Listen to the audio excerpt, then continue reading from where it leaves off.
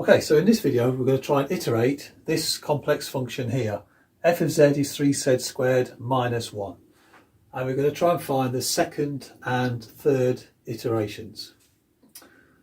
Okay, so that's our function there, 3z squared minus 1. So the first iteration is that itself, 3z squared minus 1. Now the second iteration basically means we use this as our input for z, and we use the f of z rule. So I'm just going to write that down, what that means. So now we've got 3 times z squared. Well, that's going to be the function itself plugged in there. So that's 3z squared minus 1. And then from that, we then subtract 1. And then not to forget that this here is the function squared. So we need to square all of that. Okay, so now all we need to do now is FOIL this and multiply by 3 and then subtract 1. And we've got our first question answered, which is the second iteration. So that's going to give us 3 times, so open bracket, 3z squared minus 1, FOIL that out. So that's going to give us 9z to the 4. And then minus 1 times 3z squared is minus 3z squared. Twice, that's going to give us minus 6z squared. And then minus 1 squared is just plus 1. And then if we subtract 1 at the end. Okay, so now let's distribute the 3.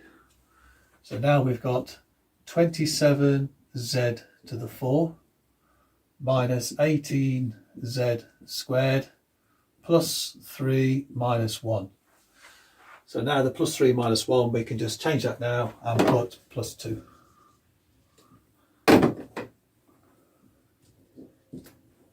Okay, so that's our first iteration sorted.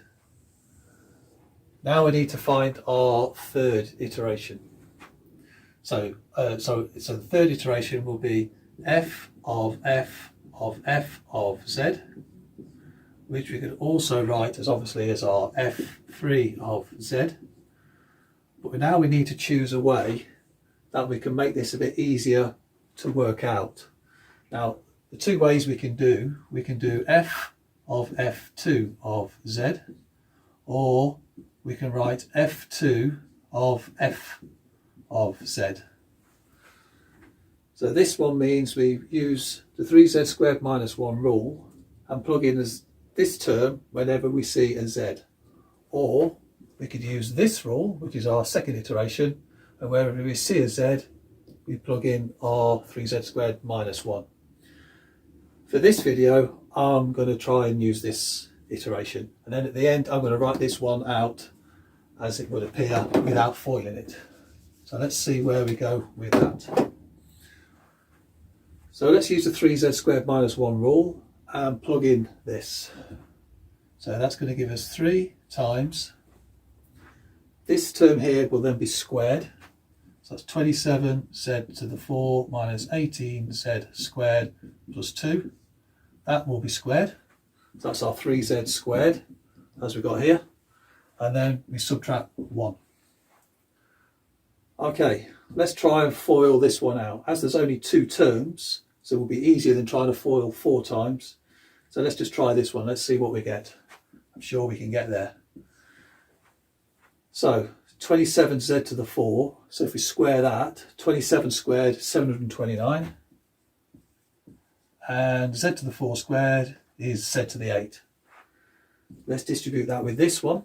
So 27 times minus 18, that's 486. And z to the 6.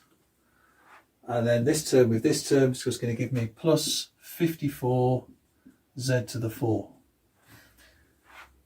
Okay, let's distribute this one with all of these terms. So this one with this one, well, it's just going to give me this one twice. So let's just write that one again. This one squared, so that's going to give us plus 324 z to the 4. Let's write it here. And then this times this is just going to give me minus 36 z squared. And then the last bit, just multiply all the terms by 2.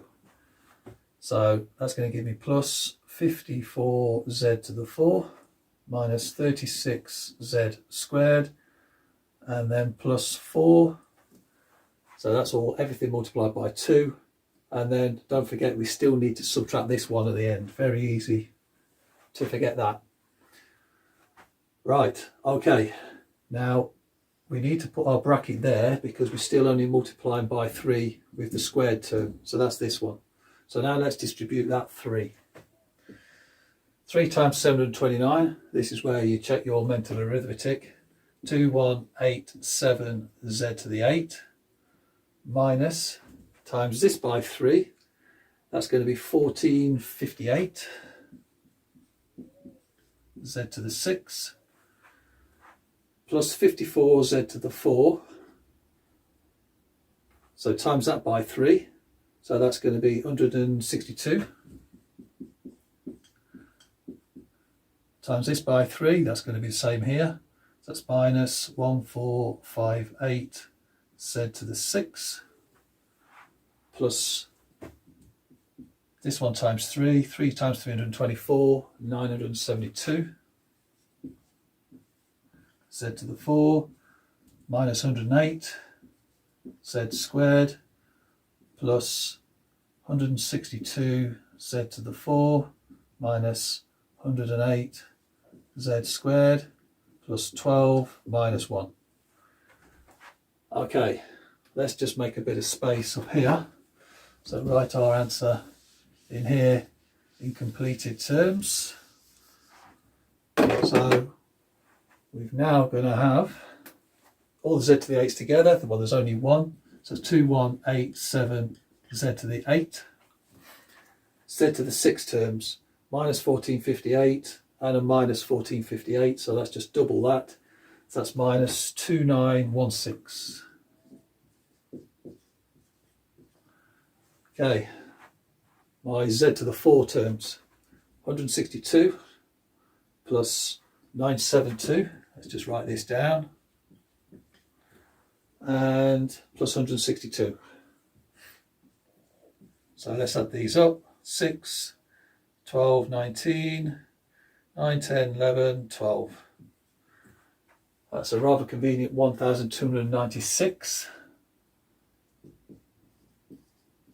Z to the 4, and all my squared terms, I've got minus 108 and minus 108, so there should only be 2 of those.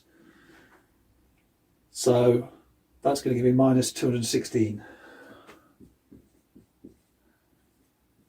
And then my constant, plus 12 minus 1 plus 11. Okay, that's my F3 of Z that way. So now I would show you the other way, which would be using the F2 rule, but plugging in our F of Z. So I'm not going to FOIL this one out, I'm going to leave that to you, and then you can check that they're both equal. So our F2 rule is this one. So that's 27 z to the 4. So I'll plug in our 3z squared minus 1. Raise that to the power of 4. So you can see where that comes from. Minus 18, and now our z is going to be squared. So that's our 3z squared minus 1. And that's all squared. And then now all I've got to do now is add 2.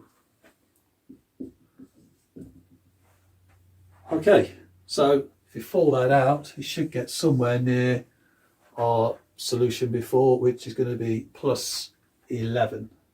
So 27 minus 18 is 9, plus 2 is 11. So that should take care of all of our constants.